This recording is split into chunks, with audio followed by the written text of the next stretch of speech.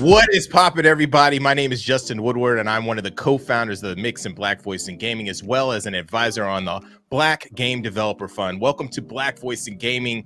We are going to talk to some creative and talented Black game developers today. It has been a minute, but I am back and helping to host the Black Voice in Gaming stream with my amazing co-hosts. What's happening, guys? What is up? Thank you, Justin. It's always exciting to be here. My name is Derek Fields. I am a game designer, professor, and advisor for Black Voices in Gaming. It's one of my favorite things to be able to join the two of you on this show. Oh, this time the two of you. It usually does. It's me and you, right? So now we got Justin with us, which is exciting. Again, I'm excited to be here with both of y'all. Always excited to get to chat with the developers and see the other people who are contributing to the industry. What about you, Des? Oh my God. Okay, guys, I just want you to know this is our second time doing it. And the first time Derek did not introduce me. So I'm very proud of you. Very proud of you. Thank you for that introduction. Thank you. When he said Jeff is there, you said, Hey everyone, it's good to be back. It's good to be back and joined by some of my favorite people in the gaming space. My name is Destiny and I'm the creator of Dames for Games. I'm also the marketing manager at Freedom Games and one of the hosts at Level 1 Gaming on the 2XP podcast. I'm super excited to be here. If you can't tell, we have an amazing showcase for you. We're bringing in some new developers, some new content creators, and we might have some announcements that you guys would be really excited to hear about. So before we get into any of that, Derek is going to jump in and tell us a little bit more about BVIG, why it started, and what it means. That's right. So BVIG was created in June of 2020 during the protests and demonstrations that united us worldwide. Black Voices in Gaming has gone from a showcase to a nonprofit organization that helps accelerate the growth of professional game developers.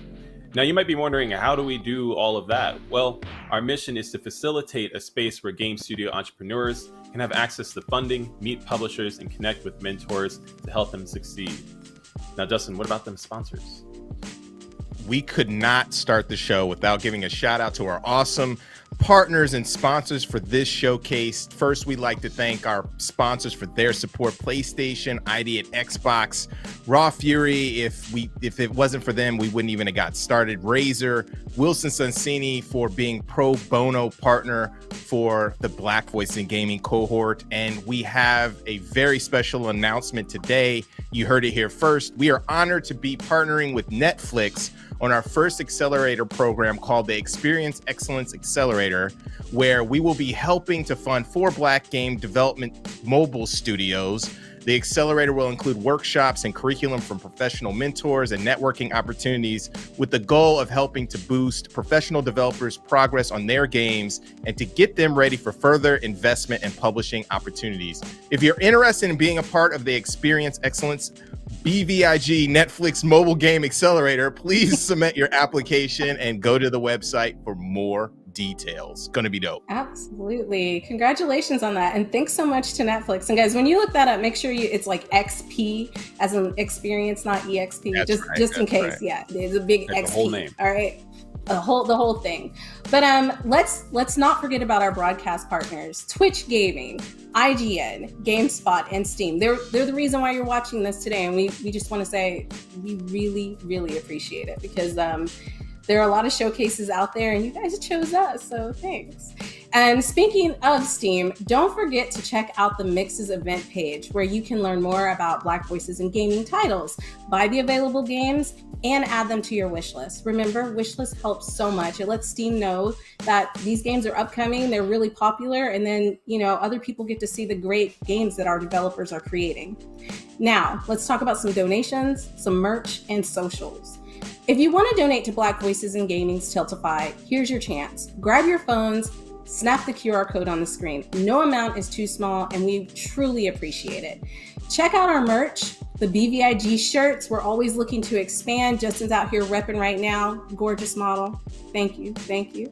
Also, remember to follow BVIG on Twitter at BVI Gaming, Black Voices in Gaming on YouTube and on Instagram. And now that we've shouted out our appreciation, it's time to get this show rolling. Our first guest is Sir billion. That's billion like in you make $1 billion. Like, remember that. There's money in his name. It's gold in that. With Breeze in the Clouds.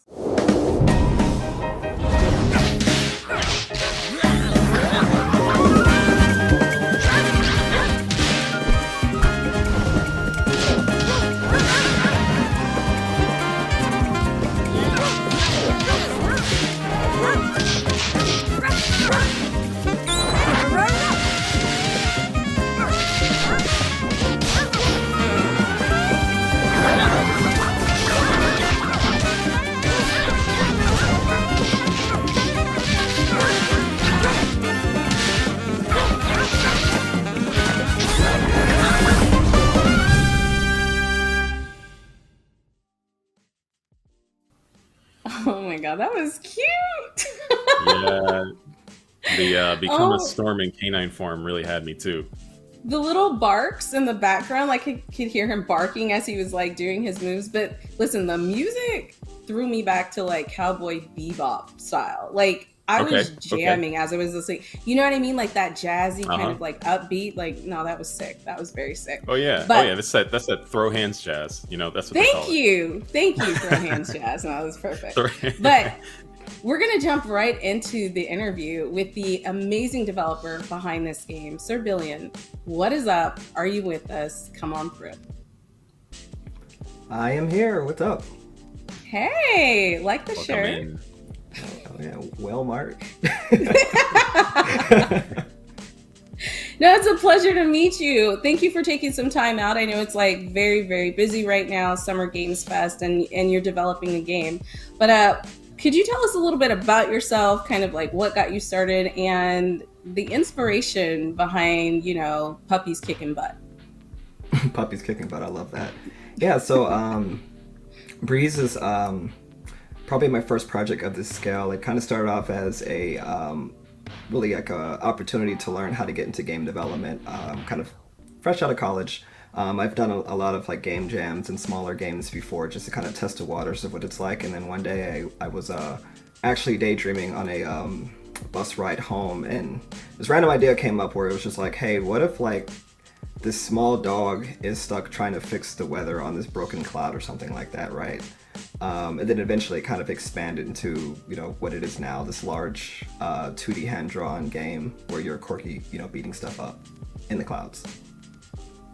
I love corgis. Okay, is there a reason why you picked a corgi in particular? Or is it just because they're cute and they have big booties? Like They have big ears too. But yeah, no, I thought it would be cute to find like a cool but small dog to kind of feature as the protagonist. And we actually had a bit of trouble starting off because we weren't sure if he was going to be on 2s or 4s. And I was a little bit of a mediocre artist back then, and so he was coming out looking like a fox for a very long time. So eventually, once I got a few artists on board, we got Breeze to look more like a corgi. So he's super cute. Like I love him. I'm a big fan. And we've just jumped into the game. So like Derek's got the 1s and 2s on this. I'm super excited because you guys know what it's like when I play a video game. But can you tell us a little bit about like the design? Like, so you talked about the corgi and like why you wanted to get a cute little dog, which he definitely looks like a main character. Like you guys did incredible on that. But like when it comes to like when it comes to the style of game, did you always know it was going to be a bit of like a fighter, side scroller, kind of like platforming type? Is that what you wanted to go for? So originally when we started it out, it was actually a 3D platformer at first. Kind of just had like the generic 3D platformer stuff where it was just jumping on stuff, collecting coins. And then we added in the brawling just to kind of give Breeze some type of combat aspect, but it wasn't really mature back then.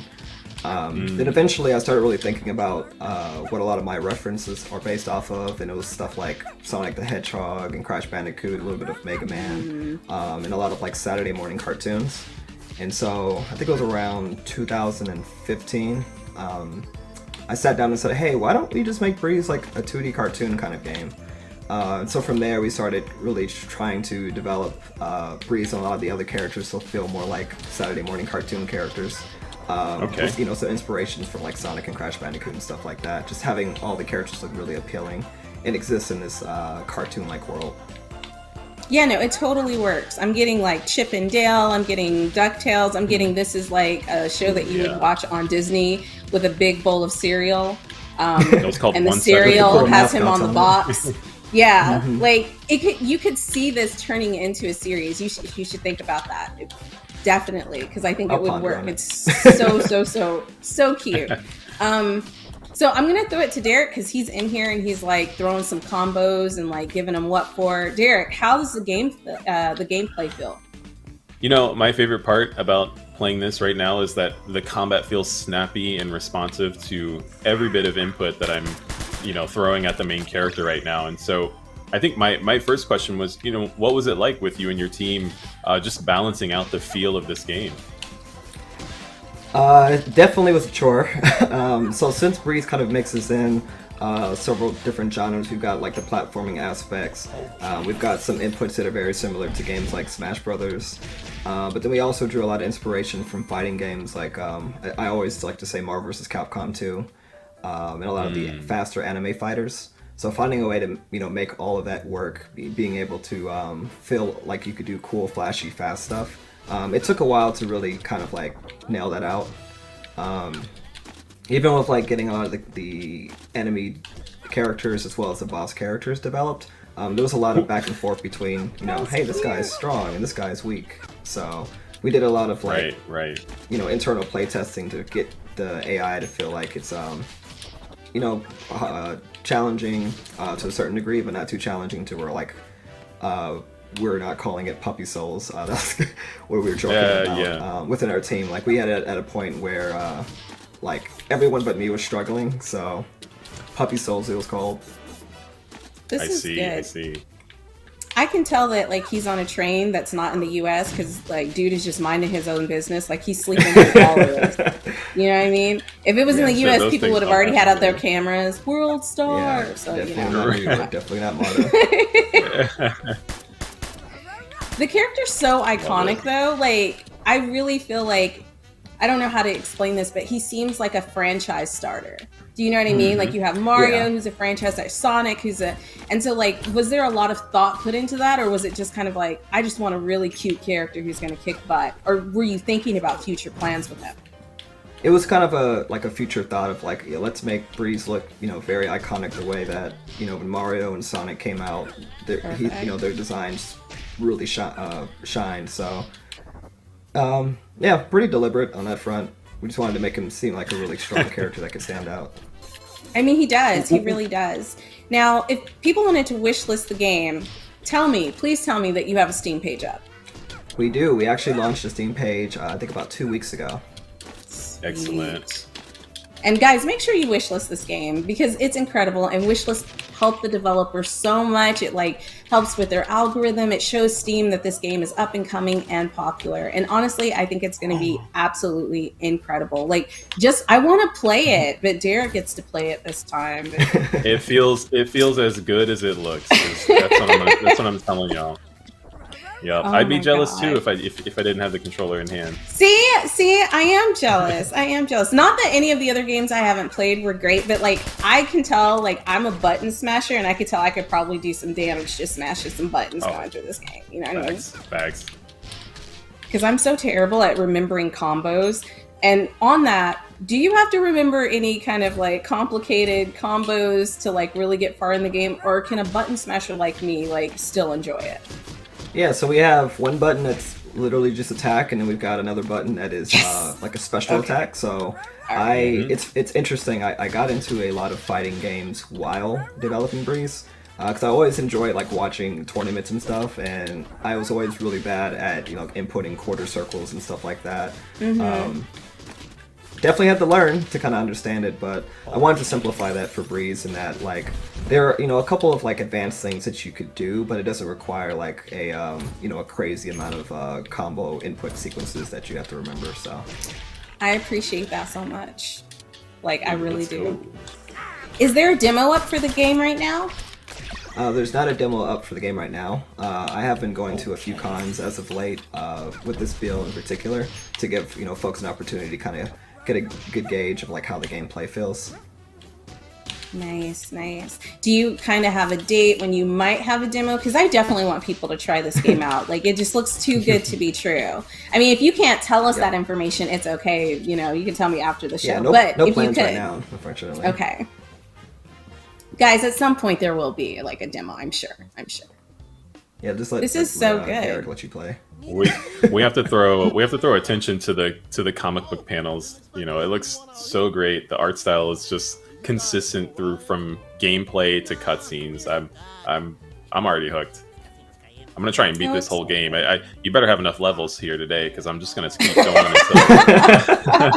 until there's I want to nothing play left. after Derek plays. Now, before we jump to the end to get your socials so everybody can follow you, I know that you've worked with Humble Bundle and you've had some work with the Black Game Developer Fund. Can you tell us a little bit how that got started, how you got in contact with people? I want to know. I want to know all the details. Okay, yeah, so funny enough, Justin hit me up on Twitter many summers ago to kind of, inform me about the Black Game Developer Fund. Then from there, we moved on to actually building out a prototype using those funds that we showed off to Humble. And they loved it so much, they ended up signing with us. Nice. So Humble's your publisher now. Yep. That's what's up. Justin out here connecting people. and that's, I mean, like, that's what you do. Like, that's what Black Voices in Gaming is all about, is setting people up to succeed. And so you're another success story. So it's great having you on and talking about how all of that came together. Now, if people want to find out more about you, keep up to date with the game and what you're doing, can you drop your socials for us? For sure. Yeah, we've got our main website, breezethegame.com. We also have a Twitter account. That one's @breezegame. That's where I do a lot of my announcements, and I probably meme too much on Twitter, but if you enjoy that kind of stuff, you'll get it from there. You can't meme too much. There's no That's what it's for. I might go overboard on April Fool's sometimes. He was like, we have the games coming out. It's April 1st. Everybody get excited. Don't trust Did you any do that? information For real? on Monday. That was No, terrible. I made like 3 or 4 different versions of the game, if you will. One of them might have been a little bit too believable. Like the Sonic got murdered game. That was crazy. Oh, I got it. That was Which crazy. is a because I dropped functioning on April game. 1st. Like, It is Yeah, that was completely wild. functioning. Yeah. yeah. But You thanks still again get for coming on. We really, I didn't mean to cut y'all off. I was just like, shh, shh. But thank you again for coming on. We really appreciate it. And that's it, guys. Like, I hope you check out the game. Make sure you go to Steam. Make sure you wishlist it. It really, really helps with the algorithm. It lets Steam know that this game is popping, it's up and coming. And that way it shows up on more people's wish lists and all kinds of things like that. So go do that. And again, huge thank you to Sarbillion for taking some time out to come onto the show. Your game is great, it's iconic, and I cannot wait to steal Derek's controller so I can play it myself. You gotta pry it from these hands.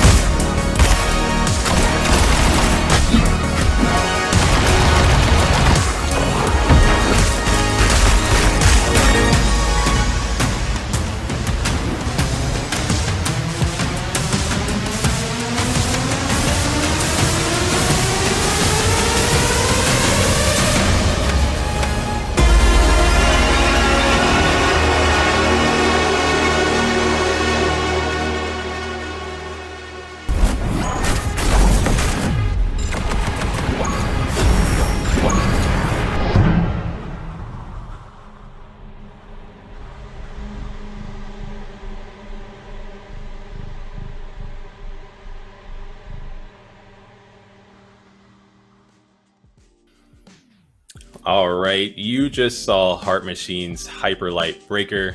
I am every bit of excited that this game is coming out, but this doesn't match my excitement to talk to our guest that we have today. That's Danielle Wallace from from Heart Machine. So, Danielle, how you doing? I'm good, doing great. How are you guys?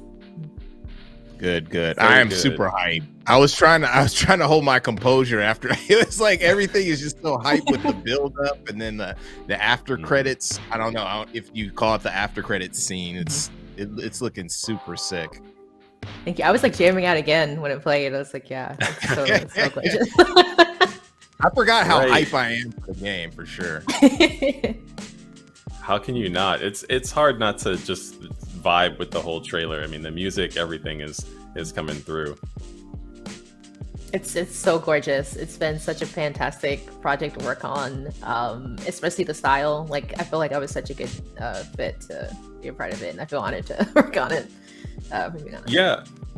And that's what brings us to our conversation today. Danielle, I understand that you are a 3D environment artist at Heart Machine Games. Can you tell us a little bit about, what it's like working at this studio and working on such a cool project? Yeah, so I'm a 3D environment artist there. I do, just for like a mini intro, I do a little bit of everything. So not just organic, but also hard surface and a bunch of other stuff like across the whole thing. So I can just like point through when the trailer's playing, I did that and I did that kind of deal. But it's been absolutely fantastic being at Heart Machine. The team is literally everyone gets along so well, and every day I go into work because we're hybrid right now, so we go in 3 days a week. It's like Monday, Wednesday, Friday. Everyone's like so nice, welcoming. Like even when I first got there, I'd like, hey, you want to do this on the weekend? Hey, we're going here. Hey, we're doing this, and it was so refreshing because you hear about so many horror stories in the industry, and I feel like I genuinely got lucky for this being like my first big intro into the industry, being at this company, if I'm being honest. Yeah. Where's the location? Where's the Heart Machine located? Where are you located? It is in Culver City, and that's where I live as well. So I have maybe like a 10-minute commute, if that, some days, which is fantastic as well. That's super dope. Just real quick, how did you get started at the studio? Like, kind of where did you get started, and how did you get to Heart Machine Games? I've been familiar, and I know Alex, and we had Hyperlight Drifter at a few events, so it's awesome to see that you're a part of the team. Yeah. So I was at I actually kind of like got lucky again. Right out of college, I was working at this small studio called Sky Farm, which did a little bit of children's animation as well as games. So that was like contract work. And then after that, I was at Numinous Games, which made That Dragon Cancer, the VR game. And What? You worked Yeah. on that? Oh, that's I didn't work dope. on that one, but I worked on with their upcoming project. Okay, Yeah. cool.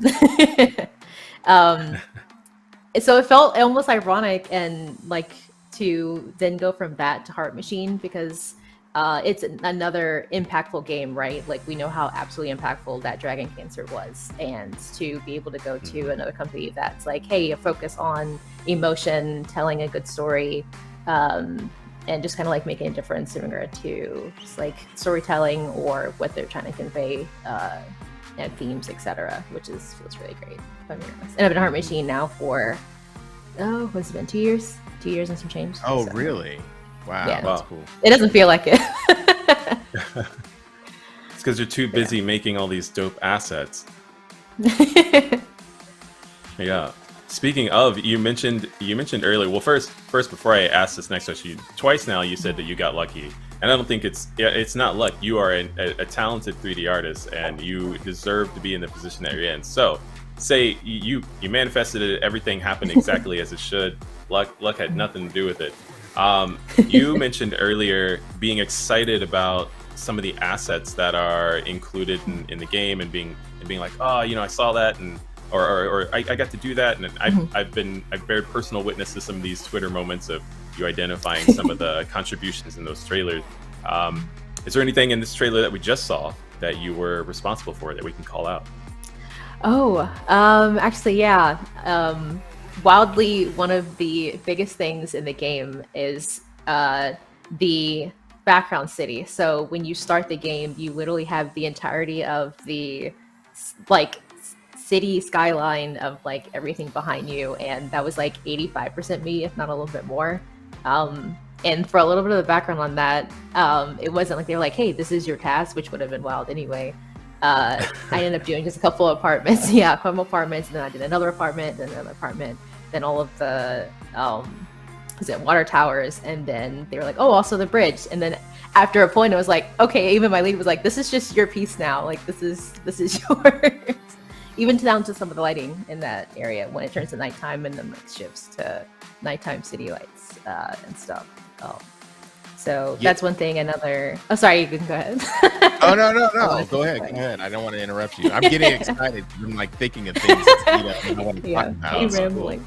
Thank you. I'll say two more big ones. Was one of them when you run across, there's like a mural which is really unique. I wish we had more things like that in the game. Probably. Maybe down the line. But there's a mural you walk past. It's like almost like a Pixar skeleton that's on the side of one of the buildings that you see real quick when you go past. And I actually did I placed each individual tile on that thing because I wanted it to read like it was like pixel art, which seems kind of like a homage, right, to Drifter. So yeah, that felt like I felt honored to do that one as well, if I'm being honest. And another big one is the Titan swords. No matter like where you are in the game, you can always see one because they are like bigger than skyscrapers, if I'm being honest. Because they are, no matter where you are, you could see like the huge, like the lore of Titan swords being like left there and from the Titans there. So that was also an honor to work on because that's also one of the bigger pieces in Drifter as well. Yeah, that's cool. Incredible. It feels like, I mean, this is definitely the case, because as I develop games, I know, Derek, you develop games, the environment is a character for sure, the biggest character. So you having a hand in that is pretty awesome. It's also cool to see like the different camera angle changes and that type of thing. Can you kind of break down a synopsis of how the environment activates the player activates the environment and how it plays a role in the gameplay? Yeah, so I'll say, that's a hard one. How do I approach that one? The style plays such a huge role in the overall feel of the game. Every time we make an asset, it's like, hey, does this feel like it's in universe? Hey, does this feel like Drifter? Even my lead gets like so excited, like being able to like make like tech blocks or the homage to like the drop down labs in Drifter, right? Like you'd fall and go underneath the long thing. And then like, hey, what does that look like in 3D? Or like, hey, what would this asset look like in 3D? And be able to stay on style and actually legitimately give pieces of ourselves for how we think that would look as well. Because sometimes we don't get like full concepts. Usually most of the time it is, but if actually on that point, playing into the environment thing, it's been fantastic being able to have so much creative direction at Heart Machine as well. Like it's not always just like, hey, here's a thing. If I'm like, oh, hey, I think this would look a little better this way, or hey, per in universe, I think this color change, or even like some when I was making a boss arena, I got to do like little changes, big changes here and there in regard to how that was approached. So it feels wild to be given creative direction, especially since I've only been in the industry like 3 years now. So I'm like, you guys are trusting me with that, but it feels really good.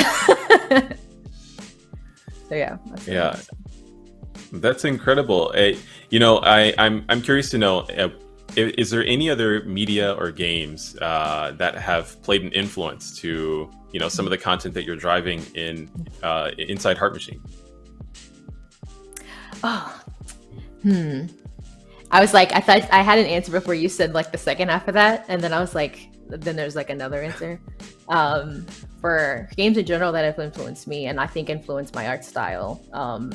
I loved the Spyro series growing up, as well as like Cooper, Harvest Moon, etc., and how well the environments told a story and told what the universe was, right? Like, you can throw art together, but if you aren't telling it through a certain style or angle, then you don't get the full breadth of like, hey, what is this world? What are you supposed to feel? What are the emotions you're supposed to feel through the game?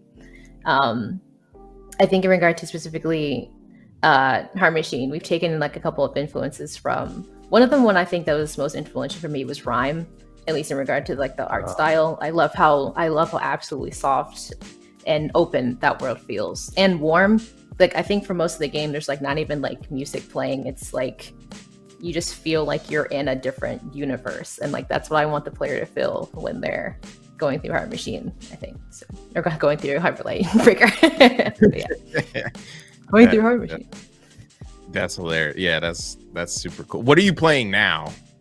Like, just in general, like, cause it's always cool to see what folks like developers and artists are playing, while they're making stuff. Okay. The default answer is like Tears of the Kingdom. But I'm playing through that right now because gosh, that game's gorgeous. But another one is Horizon Forbidden West is another one because I've really gotten through that game because of how gorgeous the environments are. Like, I just start and I'm like, whoa, look at that, how that's placed, or like look at the details on that, and I'm like, I don't know what they did. I need to see more talks on that. I think one more is Disco Elysium. That's another big one for me as well. I love the absolutely great storytelling in that game. Wait, which one? Oh, Disco Elysium. Disco Elysium. Okay, yeah. Okay. That's cool. Yeah, I like that one a lot. I still need to leap into that one. But Danielle, I think this is all the time that we have with you today. It's been excellent to hear both your vision and your contributions to Heart Machine. And I'm excited to see these giant swords and other assets you've developed for Hyperlight Breaker. Before we're out of here, where can people find you if they want to keep up with all the tweets of you identifying the assets that you worked on? Yeah, so you can find me, I think on several, I think I'm the same name as several, on Twitter, dpandaheart, so dpandaheart, at twitter.com. Same thing for Instagram, as well as, I'm not sure how to like link my LinkedIn, but I'm on there too. If you search me as an environment artist, I'll pop up for sure on there, because there's not many Danielles. I think Danielle Wallace is on in the game dev space. So. Yeah. Well, thanks for joining us. I mean, it's so awesome that you're enthusiastic about it. Oh, been in the game for now 3 years. Is that what you said?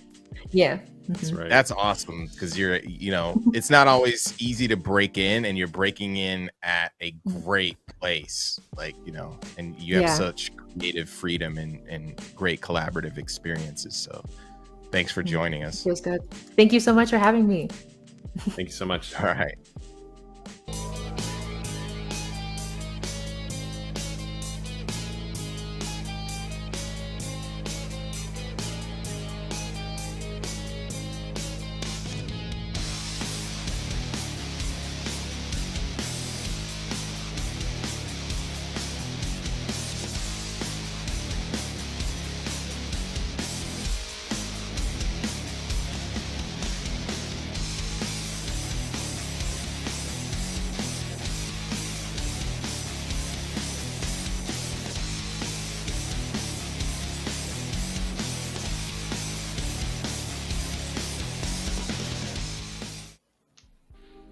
That is Very Roller Girl. It looks super dope. And we're here with Indigo Doyle. What is up, Indigo?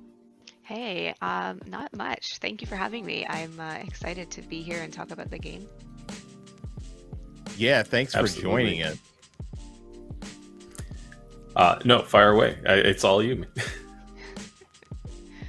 Okay. Yeah. So, yeah, thanks for joining us. The game looks really interesting. I've never seen anything like it, really. It looks very serene and like an interesting narrative experience. Can you tell us a little bit about Roller Girl?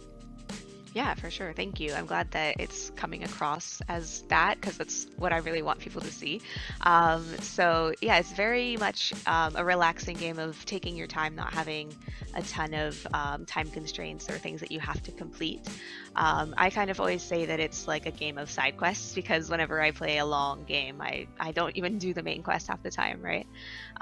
So I really enjoy that. And it's also heavily based on my childhood growing up in a small city where I would rollerblade like everywhere. So it's really exciting to sort of put myself into a game and see my experiences come to life and watch other people sort of play them and relate to them as well, which is it's been really awesome. How did you get started in game development and get started with this particular game? So I got started in game development when I went to school back in 2013. I didn't really have any idea what I wanted to do other than I liked drawing, so I was like, maybe concept art. But then once I started doing concept art, I realized that I didn't like it, and I started learning 3D for the first time, and I was like immediately obsessed. And so from there, I started practicing, building up a portfolio. And after several years of kind of doing it on the side and working in a different field, I finally decided to just take the plunge during the pandemic, actually, and go out into doing freelance full time. And then from there, I kind of started thinking about what kind of games I would like to make myself. And I was like, people say write what you know. So I feel like develop what you know kind of works a little bit too.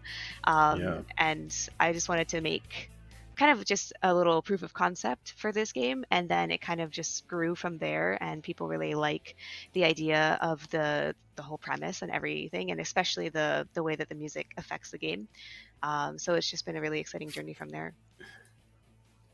It looks super cool. Derek is driving right now.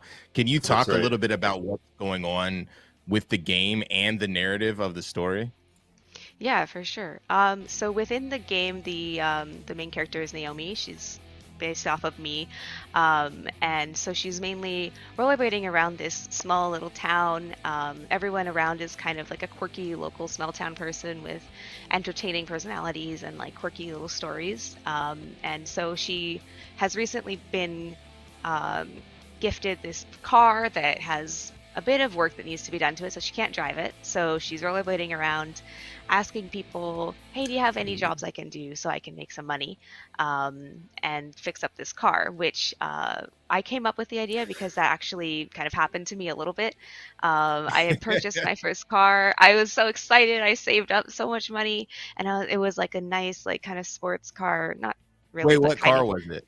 I have to Okay, ask. so it's not What a car? sports car because now that you've asked, it's gonna be embarrassing because it's not actually a sports car. But compared to Put you on what blast, you know what I mean? compared to what other people were buying at my age, I was like, this is like a sporty car. It was like a Tiburon, like a Hyundai Tiburon from Okay. like 2004. So it was like kind of Nice. curvy. Nice. Everyone was buying like a Pontiac Sunfire, and I was like, I'm gonna be different, and I'm gonna get this blue Tiburon.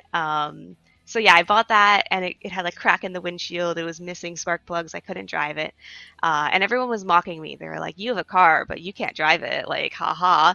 Oh, And I was like, just like sad for like 6 to 8 months trying to save up money to fix it. So I really liked putting that idea into the game of like, you have this, but you can't use it. And I still loved rollerblading around when I had the car. So it's kind of just combining two of those things. Did I you really do? see. I'm just curious. Did you do odd jobs to get the money, or was it?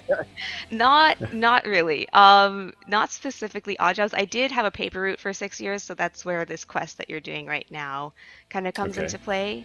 And there was a lot of like, if you had a paper route and you had to take the weekend off, you had to find someone to cover for you, which is basically what the character just did. He was like, I want to go somewhere, do my papers for me. And you're like, well, I could use the money.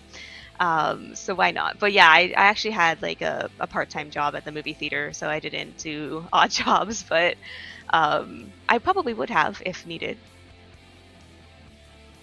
Can you tell I us a see. little bit about the playlist system? Because it's very unique. I mean, just looking at like checking out the trailer, you go into that. Can you talk about that system and where you're going with it? Yeah, for sure. So the playlist system is like literally just based off of when I was like 15 and I had an iPod Nano and I had playlists on it that were based off of sort of how I was feeling. So if I was having a really great day, I'd have this like really great playlist where it felt like everything was just like gorgeous and sunny and bright. And then if I was having a bad day, I'd have sort of the opposite where it's very like moody and like sad. And I feel like as a teenager, everything is kind of like really dramatic. So if you're having a bad day and you're listening to that song, the world around you kind of feels like, oh, like everything is like shrinking in on me and I'm like alone. And if you're having a great day, then it's kind of like sun shining, you're walking on sunshine type of thing. So that's what we're implementing here, of having the music not only change the visuals, but also affect the narrative and what things are available to you depending on that state as well. So can you like collect other like songs that like boost up your playlist? I'm super curious about this. Yes, so we actually can. There is a couple of pickups placed around the world that you can grab, and they'll unlock new music for your playlist. Nice. Which is I'm pretty happy about that because it's kind of based off of when you're kind of like walking around. I always say like after it snows, you find like little stuff on the ground that people dropped into snowbanks and couldn't find anymore. So it's kind of based off of that. If you find an item, the song that's linked to it is kind of related to that item and tells a bit of a story about like who dropped it or what that item meant to that person.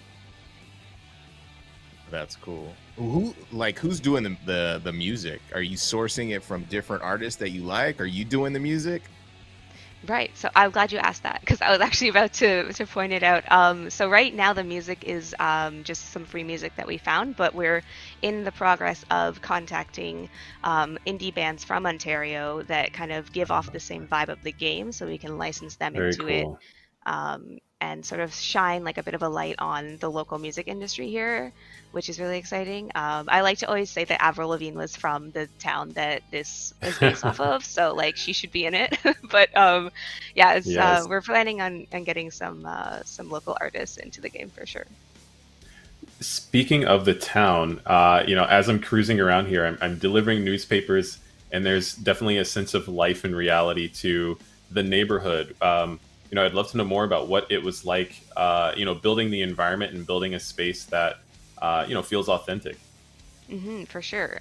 So yeah, it was based off of Belleville, Ontario, which if anyone knows, like shout out to you because no one knows where it is because it's so small. But I grew up there and it was really exciting to kind of like spend time building it.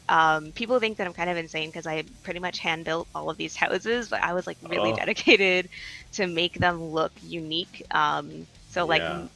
Majority of the houses should look different. Like I'll tell you a secret, they are a lot of the same house, but they do have like aspects that are different, different materials, different props outside, but the bases are pretty much the same. But there are a couple of houses that are like very specifically built to look exactly the same as the house in real life because I got really obsessed.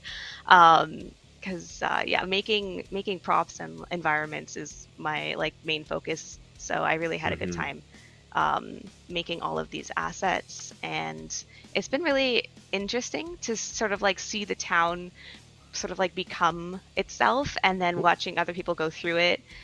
They don't really have the same sort of like memories of the area as me, so it's interesting to see what they interpret it as. Because to me, I'm like, yeah, that's Albert Street, that's totally chill, and they're like, I don't know where I am, and I'm like, oh, I guess not everyone grew up there.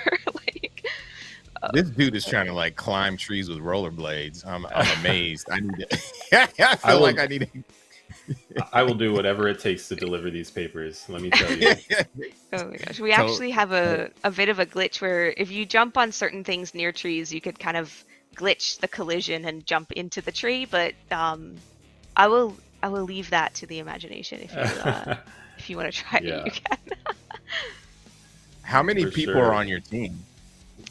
So right now, I'm just I keep losing track because in my head it's like 5, but I think it's, so we're 4 right now. Sorry. There's a lot of moving people, but yeah, there's 4 of us right now. That's Cool, awesome. nice. Where are you at in development? So right now we're kind of in concept definition phase. We've done a lot of pre-production and proof of concept testing, stuff like that. And now we're trying to sort of build out all of the main mechanics, which they are in place, but we want to polish them a bit more and allow them to feel just a bit more intuitive. And then we're also in the phase of looking for more funding, hopefully finding a compatible publisher, and just fully building it out. We're hoping to finish development within about a year, but it's very dependent on a lot of moving pieces. I was about to ask. Go ahead, Derek. No, just tacking on a sort of a wrapping question here, but building this sort of slice of life game, was there anything that you wanted to include, but you were like, this one's not going to make it into the project, maybe next one? There's a lot of little features. I have feature creep every day where I really want to add in putting in tricks or putting in a customization system, having unlockable areas, kind of like Tony Hawk. Yeah. There's a lot of little things. So it's kind of hard to not put them in, just because of budget and timing. I always say that if the budget was endless, we would never finish this game because there's so many things I want to add into it. But yeah, I'm happy with how it's going though. Sorry? Can you sketch?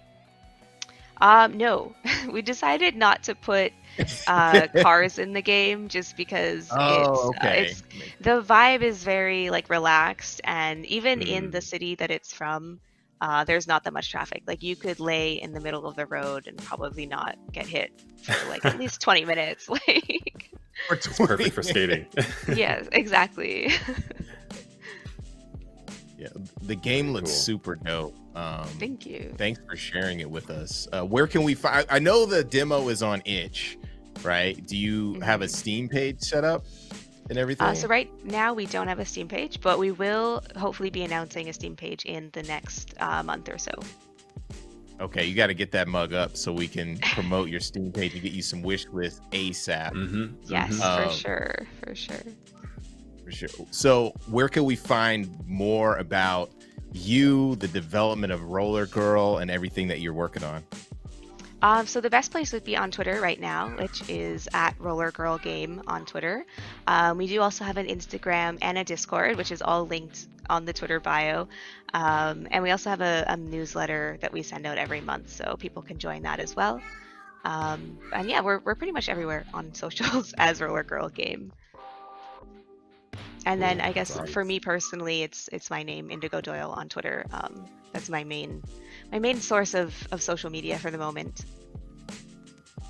Sure. Well, thank you so much for joining us. Everybody check out Roller Girl, get the demo. And we got to talk about some funding opportunities potentially. I know I'm putting you on blast again, but yeah, we got to connect on that. For sure. I'll take it. Yeah, for sure. Thank you so much. Awesome. Thank you. Great. Thank you. All right. Well, we have another special guest with us today. That is Lisette Titre Montgomery. Lisette, how are you doing? I'm doing great. How are you doing? I am doing excellent. I'm really excited to hear about all the things that you're up to, some of the stirrings that are happening. Of course, those details we'll dig into very shortly. But if you just give a little bit of background about yourself and what you're up to these days. Hi, welcome everyone to the stream. My name is Lisette Titre Montgomery, and I've been making games for, it's been 22 years now. I've done everything from mobile to PC to a lot of time in AAA. And my last project was Psychonauts 2, and now I'm currently starting my own studio called Cornerstone Interactive, working on really focused, mature, narrative-driven games. That's so dope. I'm excited. Yes. I love those type of games. And kudos to you for being in the industry for this long, because I know you have to pay your dues or whatever, and sometimes it can be very toxic, but you stuck with it, and it's incredible to see that you've worked on other people's dreams, and now you have your studio and you're working on what you want to work on and putting out. So congratulations on that. When I get older, I want to be just like you. So I want to grow to myself. I'm not that old, but yes. Right. I I'm- was like, wait, what are you saying? it's not saying that you're older. It's just saying that like I want to be at that level that you're at. That's what I want. Well, thank you. Thank Hey, you. Just throw me giving you under a the hard, bus already. just giving you a hard time right out the gate, man. So yes, That's how it's we been vibe. quite the ride. It's been quite the ride. Yeah, it's true. You know, you've been doing great things and are continuing to do great things in the industry. You know, I think a highlight of wanting to talk to you today, it certainly centers around you know, what's cooking you know, with Cornerstone Interactive. But before we get there, it would be really excellent to hear, you know, about some of that history. You mentioned Psychonauts and some other spaces that you've been involved in as well. Could you expand on some of that? Yes, like it's been a long journey. In the last 10 years, I've been really focused on advocacy work. I think throughout my career, especially coming up, I noticed that I was often the one of two on the floor, you know, and everyone knew who I was, but I didn't know who everyone else was because of that. And so for me, I sort of really turned into like, what can I do? How can I share my knowledge to change that? And so for the last 10 years, I've been working on Gameheads, which is a nonprofit here in Oakland, where we take students from 18 to 24, and we teach them how to make video games, from their first video game to how many other prototypes they want to develop with us. We've had some students in the program for the last total of 9 years, and they stayed through us through college. Now they're developing prototypes. Some of them are getting published, and some of our students are actually getting hired at some of the biggest studios in the world. So I'm really proud of the work we're doing. And I see Cornerstone as the next extension of that. That's incredible. That is really, really cool. So my question is, like, I love that you're doing advocacy and that you're helping like younger people come up into like this industry, because we are trying to build a foundation. That is what Black Voices in Gaming is about. What is some advice that you would give to, I'm going to take it from like a feminine point of view, because I'm also in the game industry, and like you said, there's only so many of us, right? What kind of advice would you give to a young Black girl who is excited about gaming, loves gaming, but like just doesn't feel like she fits? Like, what kind of motivational thing would you say to her? I would say don't focus on what you see, focus on what you can create. I think there's a huge opportunity to create content for, when I say a mature audience, I mean emotionally mature audience, not just an X-rated and violent mature audience. Right. And I think there's a major distinction there. And I think that comes with creating content specifically for new demographics. We've been hyper focused on what I would consider a niche, if you look at the total global population of who gamers are. And there hasn't been a lot of effort in really appealing to, one, older gamers, more gamers of color, more players who are not necessarily interested in like adversarial sort of games, but collaborative games. And so I would say focus on what you want to play and the games you want to make, instead of regurgitating the same stuff we've made, because that's not going to get anyone anywhere. I mean, there are people who own that space. You're better off like reinventing and finding and creating through your own voice. I love that. That's sound advice. So if you're listening out there, this goes for anyone actually who's listening today and who wants to get into the gaming field, like I think it's best when you tell stories that you know, and then you're able to form them and mold them into something that like, it's just something beautiful about storytelling. So do what you know.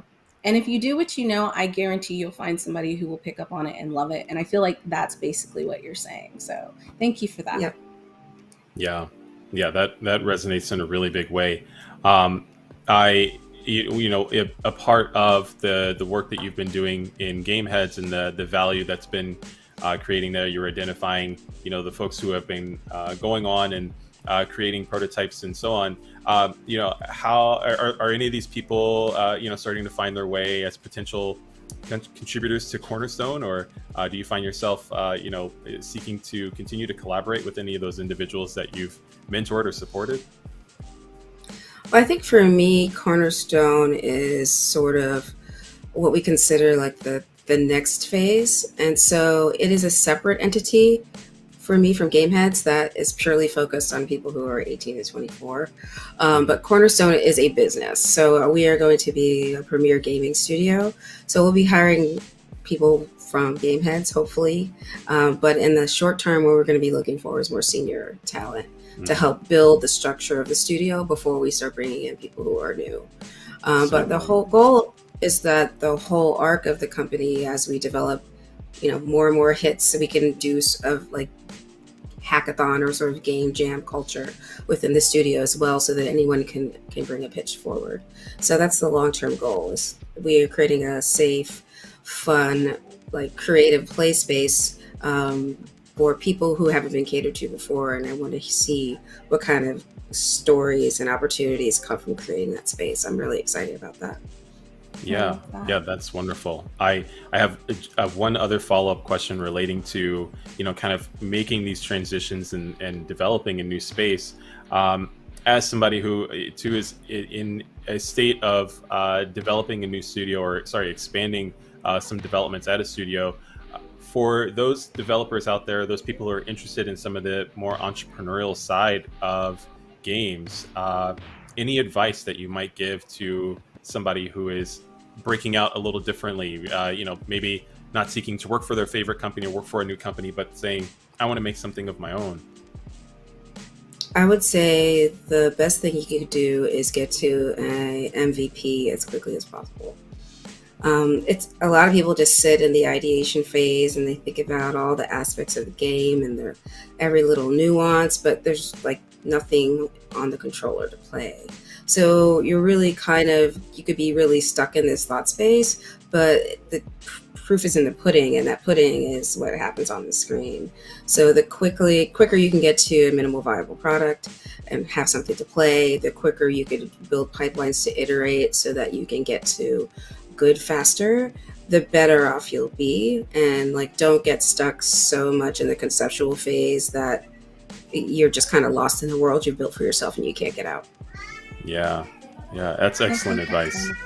Yeah, especially because I feel like a lot of people, when they start making games, your game's going to change. Like the idea, the story, you might have a core idea, but there's so many changes that are going to happen.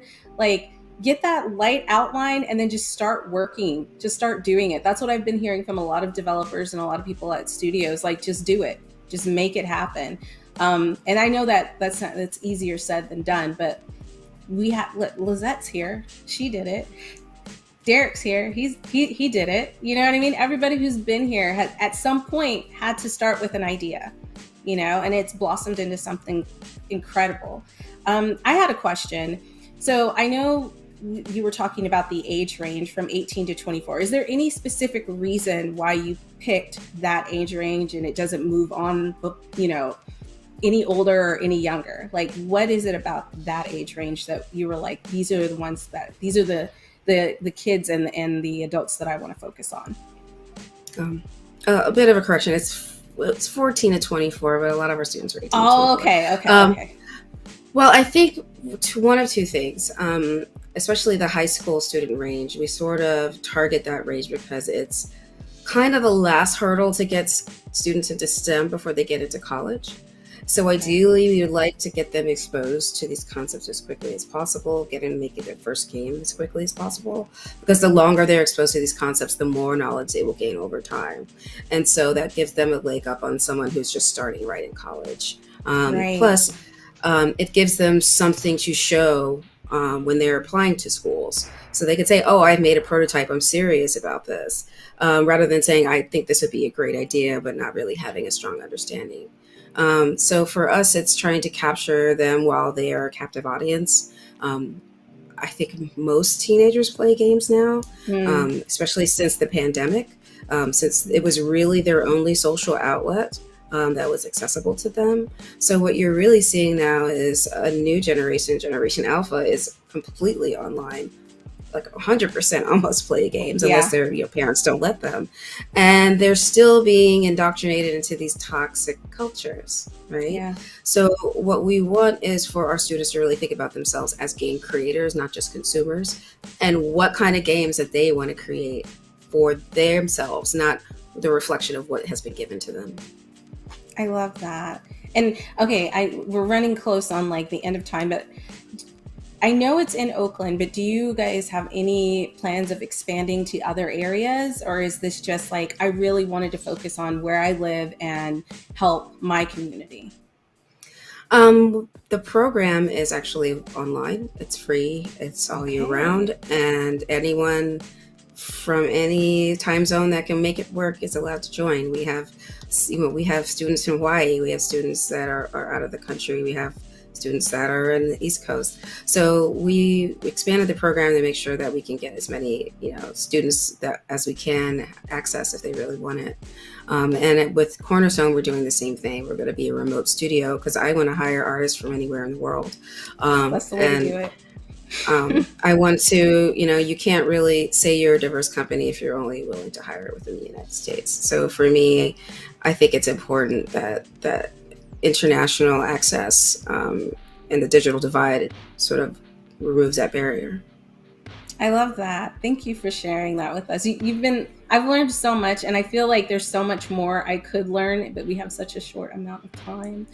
But if you are interested and you want to find out more, definitely look into this. Lizette, if they want to learn how to become a part of the program, if they want to see what you're doing and how the studio's going and maybe, apply, where can they get all that information at? Sure. If you're a student or someone who is actually in college but looking for people to make games with and looking to learn from the best in the industry, you can go to gameheadsoakland.org. When our application process opens, usually in the fall, make sure you apply because those slots get filled quick. And for Cornerstone Interactive, I would say look out in the next few months. We're starting to recruit artists as we're developing pitches, and I'm hoping to start getting out there to get some cash flow toward the end of the year. So follow me on Twitter at Z16 or on LinkedIn. Just use my name and keep a lookout. There's some exciting news coming. Awesome. Thank you so much. Yeah, Derek, that was incredible. Like, I feel so inspired now, and I can't hear you if you're talking. Derek, are you talking? I am talking. I made the mistake of muting myself for any background sounds. I have a little one. You never know what to expect. I understand. Yes. No, I am excited as well. And I was saying, you heard it here first. And so, yes, please stay tapped in with what Lizette is up to. And it's been a pleasure to be able to hear from your expertise and really gain so much insight in such a concise moment. Absolutely. Guys, we still have so much more to go. Like, you already heard her. We have the best of the best on the show. Like, this is dope. So again, thank you, Lizette. Guys, keep up with her. If you're interested in becoming a gamer, if you want to see what else she's putting out, go follow her. Don't delay. Literally just pick up your phone and do it. It's so simple. And we'll catch you in the next interview. Thanks. Hey everybody, welcome back. I'm super excited because we have something a little different this time. Like, I know we always talk about games and developers, which is definitely dope, but we are going to bring on two creators of a blurred box. I know you guys have heard of subscription boxes before, but this one is incredible. And I would go into detail about it, but I'm going to let them explain how they came together, what inspired them to do it, and we may have a partnership or something going on that we'll talk about a little later. And just make sure you stay tuned because it's all good stuff. It's all good stuff. So Hanif and Kay, are you there? Are you with us? Yes. Thank you for having us. No, thank you for coming on. Like, I was super excited when we first talked about it. I was like, we got to get you on Black Voices in Gaming because I've never heard of a blurred box for Black nerds. Like, I think that's super incredible. That's dope. And I used to subscribe to a couple of boxes, but now I'm definitely just going to exclusively subscribe to yeah. But anyways, tell us about Otaku Noir. Tell us how you got started. Like, what was the inspiration behind it? We want to know all the details. The inspiration is actually Kay. She's the inspiration. I guess I'll tell a story because then Kay can tell me how wrong I am in it. Pretty much this we created it. She came up with the idea during the pandemic. As you know, during the great panini in the sky, we couldn't go to any Comic-Con events. Those were suspended or closed down indefinitely. So we missed seeing our local Black creators, seeing what independent books they were doing, buying their artwork. And so Kay just one day she just tweeted me, said, you know what, I wish we had a service there. We can just subscribe to Black creators' content and just have it shipped to our house. And I literally like got out of bed, no lie, just got out of bed and went onto the computer, looked it up. No, I didn't see anyone doing this, so let's do this. This sounds like a great idea. I don't know why we never thought of it. And we just started rolling with it. We set up a business where we do quarterly boxes, and each box has a different theme. And usually each box is going to come with a t-shirt, collectibles, books, artwork, all from different creators of color. It's something I'm glad it's something I wish we had created years ago. I mean, but there's no time like the present, right? And now you guys have got it going, and it's super dope because listen, like there are so many Black creators out there. Like one of the reasons why Black Voices in Gaming is what it is because there's so many game developers out there that nobody sees, right? Mm-hmm. So you doing something like that for the community, like I'm inspired. Like I just think that's really, really cool. I know I've said that like 32 times already, but I really do. Like taking things for the community and using it in a way to bring us together, even when we couldn't physically be together, like that's something. Like, Kay, you woke up that morning, you were like, I came to get stuff started. And you did. This is it. Like, and now you're here, you're talking about the box. And I know you were talking about saying each box has a different theme. And I know that there's a special theme that's going to be going on with this box. So would you show us the box that you guys have put together and tell us a little bit about the theme? This is the current theme. This is going to be shipped out this month, this June, since we're quarterly. So this is the June box, and we worked with Blurred Official. It's going to have exclusive limited edition T-shirt that you can't get even on their website. It's going to have a lot of different items that are from Blurred.com, as well as our artwork. I don't want to spoil it, but we do have some autographed books inside here too from some creators of color as well. So I know people are going to really be excited. And one thing we want to let people know that each box is like a mini Comic-Con experience. You know, you get in the lanyard, you get in the badges, you get in the stickers, you get in all of the other kind of swag you normally would pick up when you go to a comic convention. That's what's up. Okay, we haven't heard from you, and I want to hear from you. So yes, Kay, listen, you gotta talk, Kay. You gotta talk. So do I know? Like that's the whole point of a silent partner. No, you signed up to come on to an interview. You can't be silent. What is that? Okay, so technically, let me just say, just like with the idea of the box, I did not initially meant for us to create the box. I was just saying I wish there was a service like that. Someone took my idea and was like, why don't we do it? I was like, no. Like, I was hesitant. I was like, I didn't mean us. Like, I'm not that kind of person. I don't know how to do any of these things. So I get roped into stuff. I have an idea and him decides, you know what, that's a really good idea. It's kind of not cool. Okay, the lesson from this is like not telling anybody else your cool ideas if you don't want to get roped in, but it's too late, baby. You're here. You know what I mean? It is, and I am glad that he ran with this idea because I've been loving seeing everybody's reaction. Like I'm a lurker. So I will search videos of people responding and like how they enjoy the box. So like that's why I'm like I don't like being in front of the camera because I'm like then I can't like lurk and like I go to cons and I see people and I'm like oh this is cool and they just don't know who I am. I'm like that's great. They know who he is. They don't need to know me. They know him. They know the face. It's a brilliant thing for me.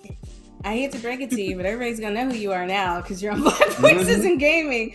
But listen, I'm really let me just tell you how important it is that you are on here because there are so many spaces that are just full of men that it's really nice to see a woman in this space, regardless if like you don't want to be on it. Like after this, I promise we won't bring you back if you don't want to come back. But if you want to come back, we'll bring you back.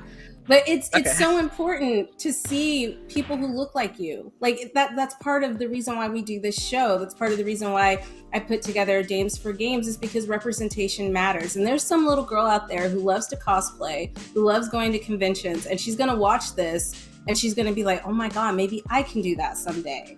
So whether you know it or not, you are making changes. Okay, there's somebody out there just like you who's like, man, I just want to lurk. But they're gonna see that like you were able to get up in front of this camera and talk about this, and like that's really inspiring, Kay. I just want you to know that. You may not think it is, but that's super inspiring. Oh, thank you. Yeah, it's the lurker in me. I'm just I can't. It's hard to pull away from being a lurker. I'm sorry. It's really hard. I understand. I'm a bit of an introvert too. It doesn't seem like it because I'm in front of the camera and I have to like play it up for the camera, you know. But yeah, I like to lurk too. I lurk on Twitter a lot, so no worries. But Kay, tell us how did you and Hanif meet? Because I feel it feels like a brother sisterly vibe. Like you definitely give him his shots, and he's like, dang, like she came in swinging, y'all. So tell us a little bit about that. So I'm friends with his wife. Okay. We've met. Me and his wife met in like 2004, and then she married him. And I was like, really? Do you have to? I'm losing a friend. I feel that. I do like him now. No, I like him feel now, that.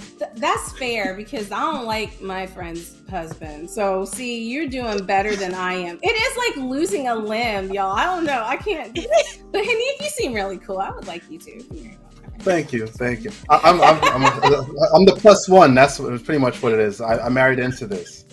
As long as you know where you stand, you know what I'm saying? Like, you know your role, then it's all good. Yeah. And my wife, as Kay says, she has ideas. My wife is the creative director. A lot of times she just comes in, why don't you guys do this? And then she sidles off with these, like, what was this? These are great ideas. We should run with that. So, yeah. Yeah, teamwork makes the dream work. Derek, did you have any questions that you wanted to ask? Because I know when I first approached you about it, you were like, yeah, we have to have them on the show. Oh, Derek, you're muted. I mute for as a contingency. I have a baby in the background who might, scream. It's a background thing. Also dogs and stuff like that. So, okay. Anyways, the point being, Des is accurate in saying that when she approached about the blurred box Otaku Noir, I was absolutely excited. Without hesitation, I was like, yes, please sign me up. Those are those dogs I mentioned earlier. But my question goes back to the strategy. You mentioned it kind of being born out of the pandemic, and I think that ended up being really excellent time. You identified a need and then went to go confirm if that need had already existed somewhere, and then decided to fill that space up. So out came from that a new strategy, and I'm curious, what are your plans currently, and how are you keeping the momentum flowing? What are your current strategies for Otaku Noir? I think what we can do now that everyone can go back out, maskless or whatever, and do conventions, it doesn't stop us from doing what we're doing, because not everyone can make it to San Diego Comic-Con, Anime NYC, MomoCon, or HBCU, BlurCon. I mean, there's hundreds of conventions. Unfortunately, not hundreds of Black-owned conventions, but there's still hundreds, if not thousands, of Black creators, writers, artists, musicians, game developers. We want this to be an opportunity for them to expand their reach, expand their audience. We want to be a herald for them. Find out about BVIG. Find out about D4G. I never heard of it. What's that? It's in the box. Open up the box. You have the information. You can go to the website to learn more, to support them directly. You don't have to continue to go through Otaku Noir to find out about this new writer that I heard about. I never knew about this manga before I got this box, and now you're a fan of them. That's what we like. Kay says, we love seeing the unboxings. We love getting the DMs from people who enjoy the stuff, or telling us, I had to open up the box before my kids came home because last box they took the T-shirt and I didn't get anything. I mean, it's nice to know that our ideas are bringing some happiness to people like that. But going forward, I think each box is kind of like reinventing ourselves. What new theme have we not done? Because when you create your own company, as you know, you can do what you want, but there's so many things out there, so much wonderful content out there that we can only put so much in one box per quarter. So it's like we come up with ideas. Like I said, we've collaborated with Blurred to produce this box. We did a Black fantasy box last year called Blurred of the Rings, where we created our own world, had our own coins, maps, deck of cards that had like Black mermaids, Black royalty, and stuff like that. We did one exclusive about villains. I mean, there's so much stuff that we can do. I mean, we have another box coming out in September that I know you guys are gonna we'll tell your audience about in a little bit. But there's so much that we can do that I think looking at our company is similar to going down the bread aisle at the supermarket, where you don't just have one type of bread. You can have hundreds, if not thousands, of different types of bread, whole wheat, white bread, whatever. That's what our box is like. We have something for everybody. And that's what's Excellent. up. Yeah. I know one of the things that I saw that you were promoting, Vampire in Brooklyn, and it was a cereal box, and that was, oh my God. I've never seen that before. Do you have the Vampire in Brooklyn cereal box? Because listen, that should have been a real cereal right there. Well, okay. We're not culinary experts. We don't want nobody getting food poisoning here. Like that's where we draw the line. We can give you ideas. We could put confetti in it, but you don't want anything that we will cook. You're like, nobody's getting any Cocoa Puffs. Like, that's we're not incredible. Yeah, it's just we come up with our own custom mazes, word and like the let's go the word jumble and stuff. Even got the fake ingredients.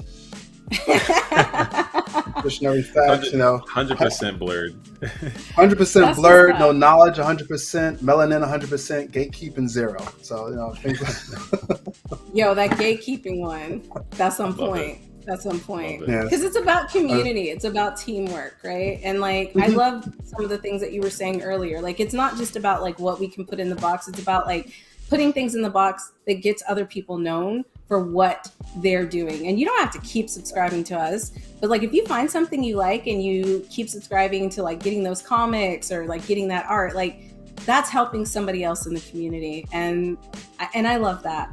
So we are running short on time, but before we do, I just want to quickly talk about the box that we are partnering with you. So Dames for Games and Black Voices in Gaming are partnering with Otaku Noir to bring you guys the most incredible blurred box experience ever. And I think we have a box that we can show them what it looks like. Like it looks so dope, guys. Like it's incredible. This is drum roll. The box. I don't know if how good it's gonna look in the shot. I'll spin it's it gonna around look even for better in everybody. person, y'all. I'm hyping it up. That's clean. Hey. And I'll show everyone the inside for the life hacks for all those the gamers of our age. Got a little salt and pepper in their beards. They remember some of these codes and whatnot. Like I said, the life hacks there. The Konami code. Yeah. Love then that. got the Sonic. See if we can see it on this side. You got the other. Yep. Yeah. I'm sure if you can look at it real quick, what those life hacks are without even doing that. So, again, we're blessed to be able to work with both of your organizations to provide our audience with gaming content made by people of color. I mean, honestly, when you think about video games, you just think of the big publishing, big developers and stuff. You don't think about the independent ones, as well as the people who are behind the scenes on it. And for me personally, the gaming theme, it's been something that's been, jumping around in my head for a while now, because my son, he's in college and he wants to get into game design. So I felt not so much that this box automatically represent what he wants to do, but it allows me to then dig a little bit deeper into the behind the scenes of the gaming industry. What is he potentially going to be doing with his career, hopefully in the gaming industry? Well, I have a comment on Go that. ahead. One, you Derek. need to send your son our way, specifically send him my way too. I teach game design, I teach 3D modeling.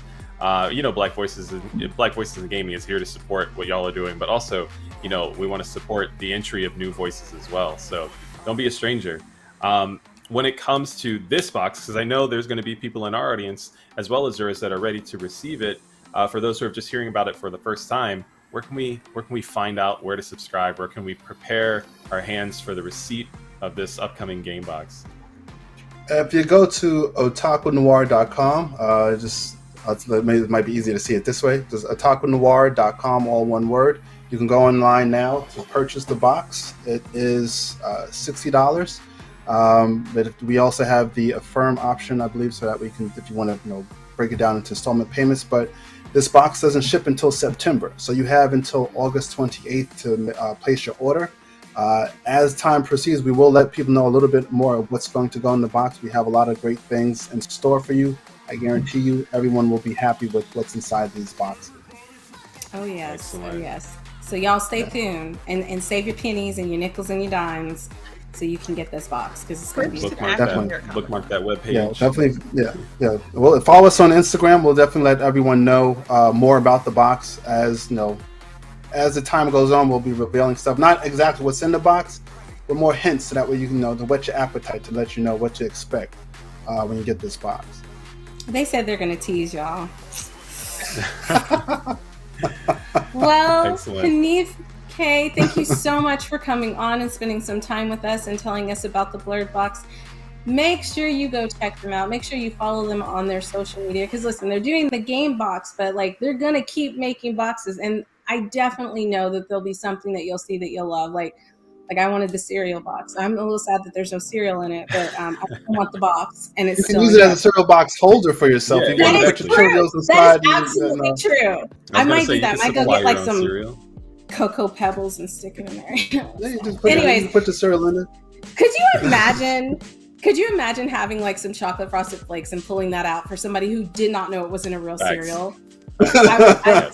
That would be great. That would be great. That's a flex. But anyways, we have come to the end of our time, and it's been great. This interview has been so eye-opening. Please continue to do what you guys are doing. Like it really is like I don't know. I say everybody's inspirational, but like, Kay, you're inspirational, girl. I know you want to lurk, but I'm sorry. I'm say your name every time I go somewhere and be like, yeah, have y'all heard of Kay? She got that. But You yeah, know Hey, please don't do that. No. We don't need to do that. We don't need to do She that. she just slides off screen like All him. I promise. she says that, but she showed up on the interview. But anyways, guys, that's it for us with this interview. Stay tuned for more. We'll see you soon.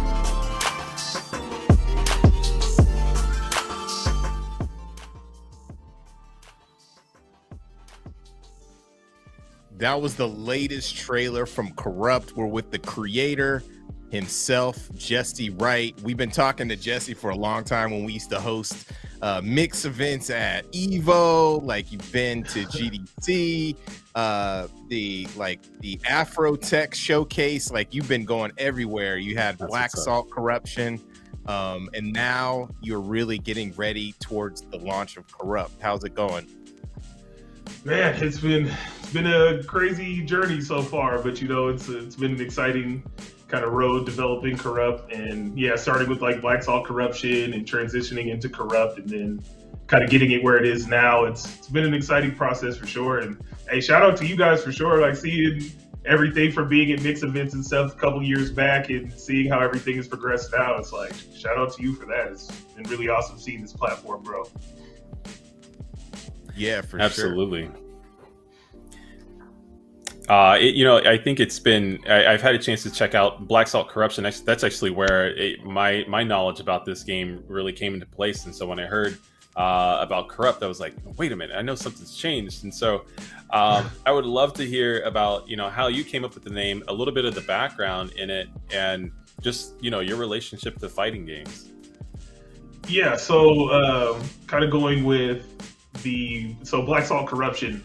that was kind of a whole different project altogether, where I got to collaborate with one of my mentors who owns the Black Salt franchise, and we just had a random idea one day of, what if, I made a fighting game that kind of brought some of your characters and my characters in, and just like an arcade experience, something like the Dreamcast days, and that's kind of where Black Salt Corruption was created, and then kind of going from there. I think we did, just Steam Early Access, and then we had started working on trying to get it on the Switch, but then COVID had happened, and it was so crazy, like getting through lot check and stuff like that. So in the background, I had always been working on Corrupt. That was like, again, Black Salt Corruption was bringing together his property and mine, and so Corrupt was that's been my baby since I was in like high school. I've been writing about Gatling.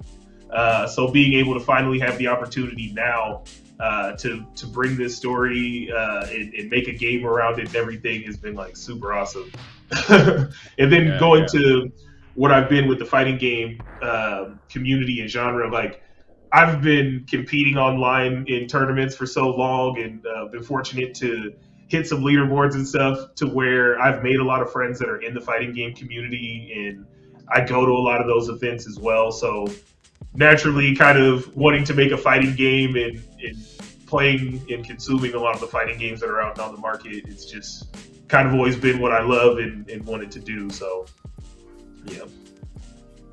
So the game has progressed over the last few years. You worked with a few other publishers to help you get to where you're at now. Can you tell us about the progress that you've made up to this point and kind of where you're working on the release for the game? Yeah, so I've worked with a couple different publishers now, getting to this point, and really what it's been is, a fighting game is such a niche genre where publishers, they get excited about it, but then it's like, when we actually sit down and try to come up with a plan on how we're going to market it and roll things out, that's when it kind of is like, okay, we don't know if we're the right fit for this project. And so it's never been any like bad blood or any horrible situations or anything like that. It's just been more like, okay, this isn't the right fit for us, but hey, we'll help you, along the road or whatever. And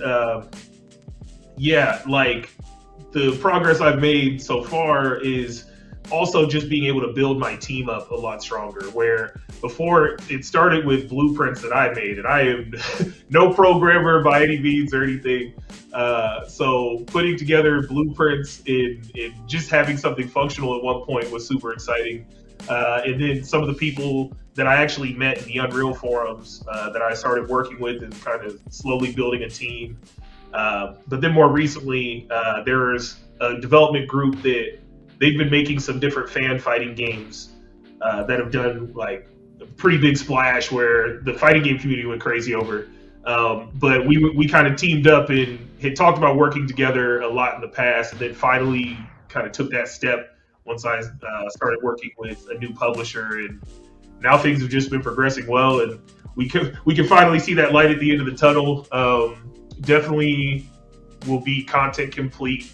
Now we can see those dates and those milestones and things. So as far as the release window, no hard release date just yet, but we definitely are moving towards it now finally. Yeah. So you talked about building your team, and I'm curious, what about building your community? Fighting games have a specific resonance with the Black community. We all play fighting games here. We're looking forward to fighting games on the way. I'm looking forward to Corrupt. How do you get your community charged for a title like this? Yeah, so it's been a while since I've shown any gameplay or anything on Corrupt, because it was kind of at that point where I noticed I had dropped some gameplay and would get like a really big response, but then it's like I'm showing them exactly like what we just got to that day. So I'm like super excited about it. I'm like, oh man, let me get this out here. Then it goes crazy. And then it's like I don't really have much to show, like a couple weeks later. So it was like, let me build this up. Let me actually, work with some fighting game community members, let them test the demos out, different builds and stuff that we've had. And so that's really been how I've done it, is just kind of having builds that I'll let fighting game players like kind of get their hands on and do some testing and, get different feedback from them. And yeah, just kind of working with them, but kind of been quietly doing that so far. But now to try to let people know that we actually are kind of back on track with everything, it's like getting these hype trailers out, trying to show people like the different characters, kind of reintroducing the ones they've seen with the new mechanics and everything in place, and then start showing all the different characters they haven't seen. And, you know, hopefully we'll build it that way. And again, just you got to give people access. You got to put the controller in their hand with a fighting game to really get that feedback. So getting to that as soon as possible, and then kind of going from there with more trailers. Last time I checked out the game, it felt really good. I mean, you've been shooting me over builds every once in a while when you feel it, right? I just want you to tell the audience, like, this is like the new like season of fighting games coming out. We got Tekken 8 coming out. We got Street Fighter 6 dropping actually in the, you know, right now. So yeah, I'm saying like tonight, tomorrow, right? So can you explain like how it differentiates itself like from other fighters in its genre, so people could kind of know what they're kind of getting into? Yeah, so Corrupt is a 1v1 hyper fighter. So it has like things like super jumps, you know, air combos, air juggling, and different things like that. You know, there's a lot of really there's a lot of defensive mechanics, but because the characters all have like these crazy movesets, so every character feels like dramatically broken. But because there's so much defensive options and things like that, you're able to like, no one's more broken than the other, right? So it's just been kind of exciting building from that. And, you know, seeing all the new fighting games that are coming out, it's been super hyped because now people are talking about fighting games, you know, so it's going to get a lot of people actually trying different stuff out.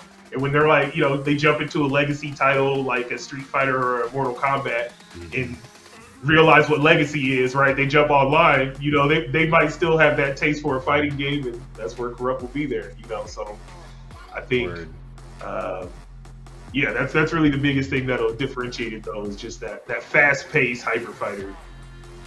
Word. Do you have a favorite character? I don't know if I should say that, right? Like all of them are my favorite. But, right. But definitely, I would say I find myself trying out the character named Destroy, the one with the mask.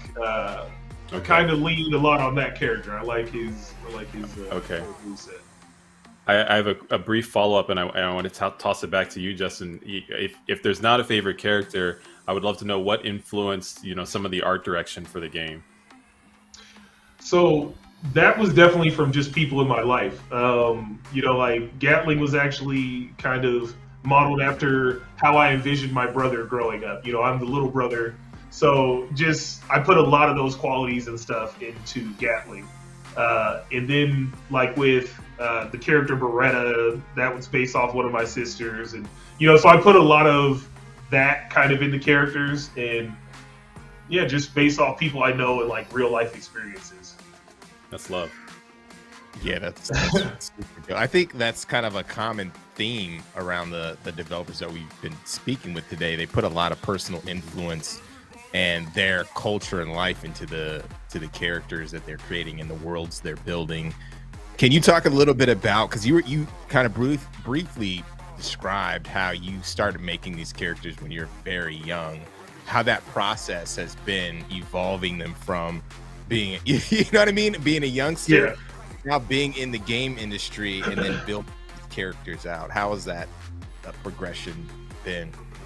Yeah, it's been really crazy, you know, seeing like, I can't really draw that well, but going from the sketches that I first had of the characters and like the different artists that I've worked with getting to now, it's definitely been crazy working with like a bunch of different illustrators and character designers that would bring a lot of like, okay, they're like, okay, I read what you have about him and I see this design, you know, what if we do this? And, you know, just being open to making sure the characters, it's like I had this vision for Corrupt and these characters basically as being something like, I love the Final Fantasy and the Tales of and like JRPG genre.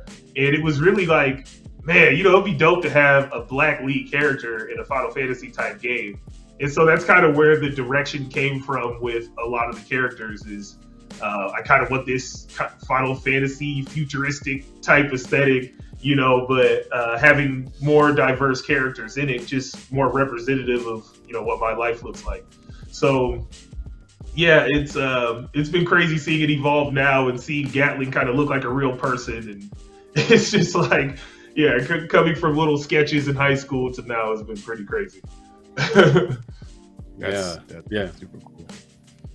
That journey is without a doubt inspiring many other people in the fighting game community, up and coming individuals who maybe are seeking an entry into games. And so I'm really appreciative of you being able to share that story and just the arc of where it started to where it is now.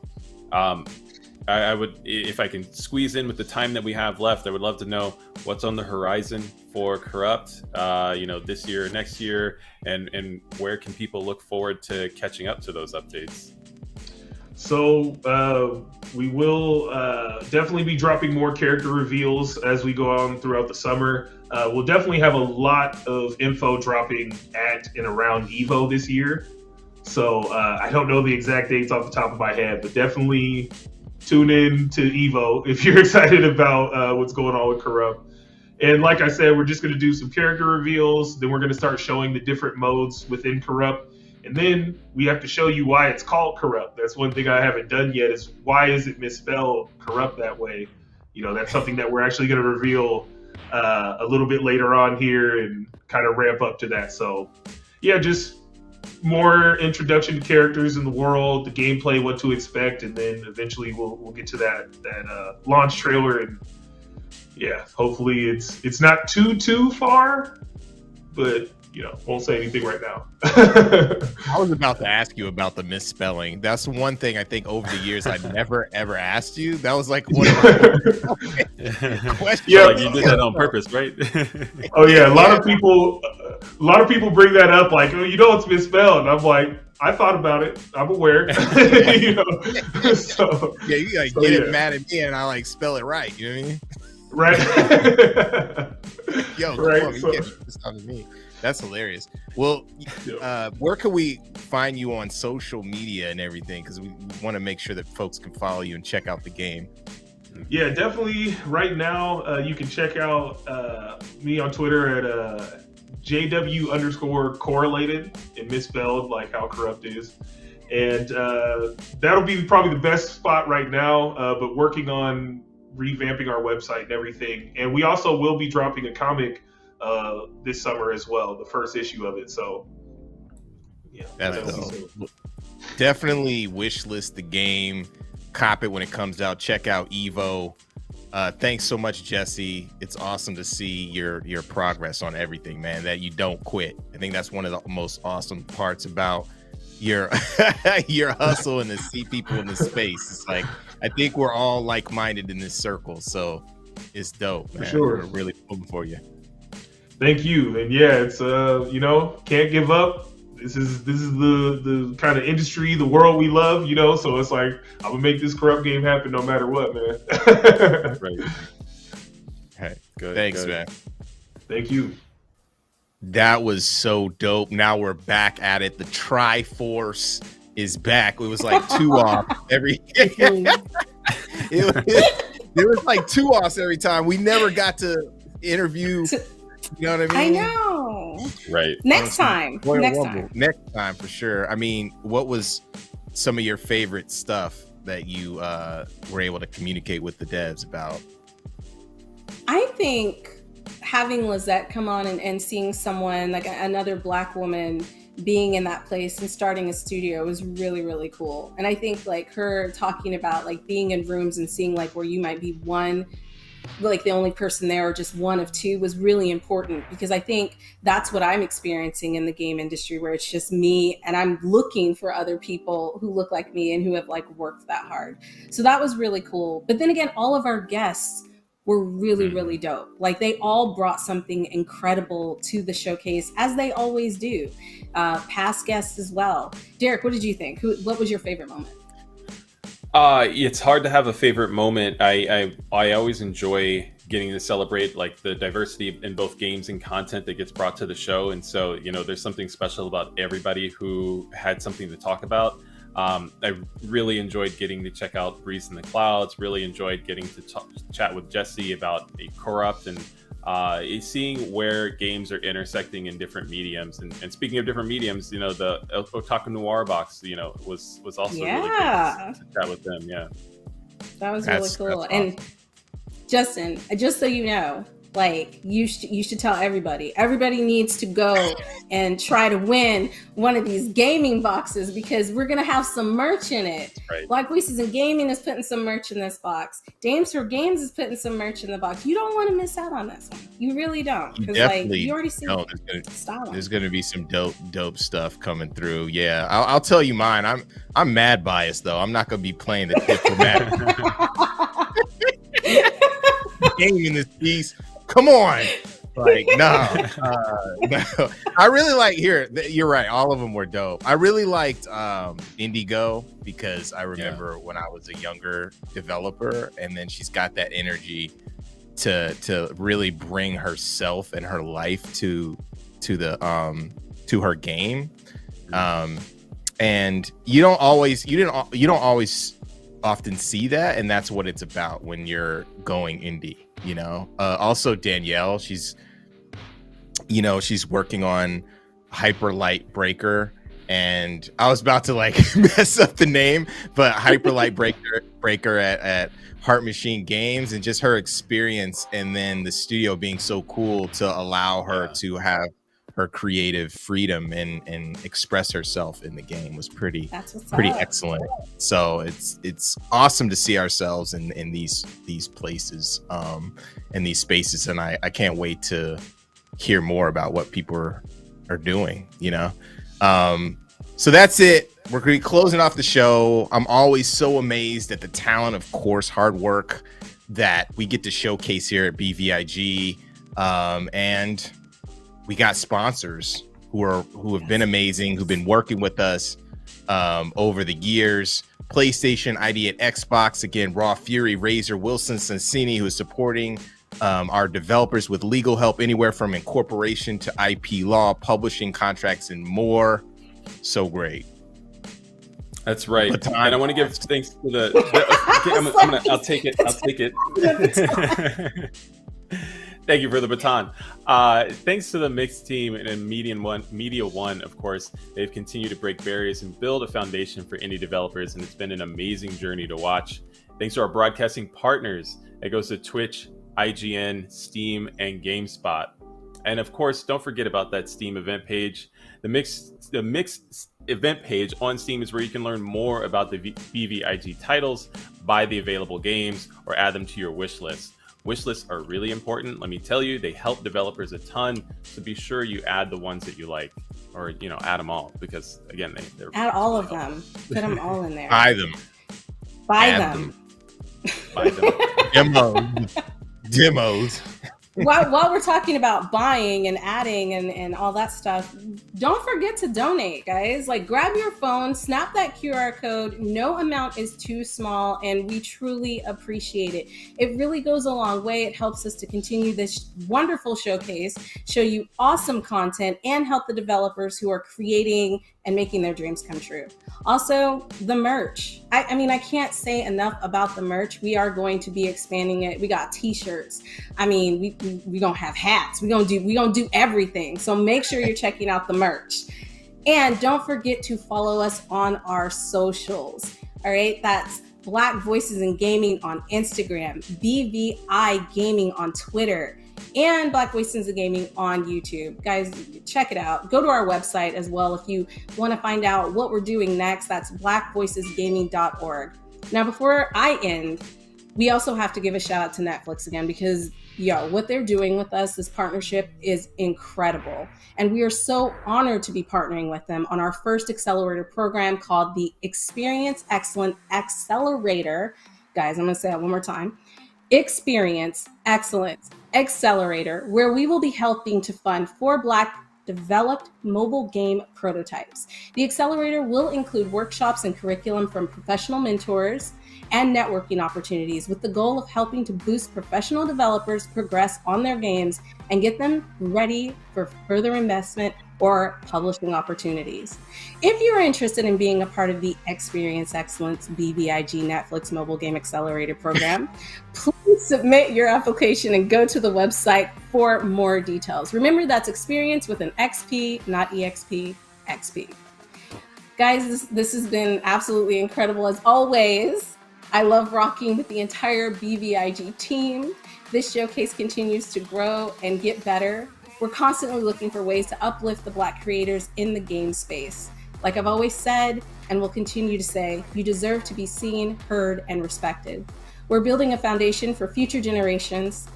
We appreciate all the encouragement from the gaming industry and will maintain our focus of making the community we love more inclusive and better for everyone involved. If you want to find out more about me, be sure to check me out on Twitter at DMBC32, or now you can check out Dames for Games on Twitter as well, where I will be giving you tons of information about upcoming shows where we'll be constantly highlighting women and their contributions to the gaming community and industry. Passing on the baton to Derek. Picking it up from below. That was a confusing Derek. Yeah, I was confused for a minute, y'all. Talk a lot, you know. Thank you again, everybody, for joining another great show. You know what we're about here, and that's supporting the developers. I can't say enough to be able to check out those Steam pages, check out those games, and show your support as well. If you want to continue to see content like this, consider donating. I love bringing this content and hosting these developers with the likes of Justin and Dez. But if you want to know more about me, feel free to drop me a follow on at Twitter or whatever you prefer. That's Derek V Fields.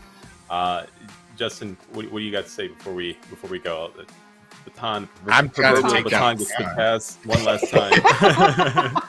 The last baton pass. Again, you can.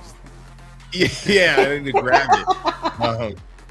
Yeah, you can follow Black Voice in Gaming at BVI Gaming for sure. You could find me at IcyJman everywhere else. I hope you all enjoyed yourself.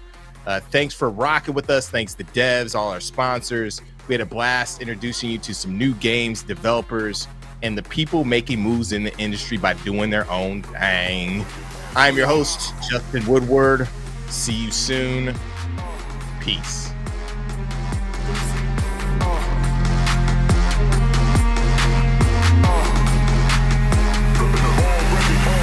Ah.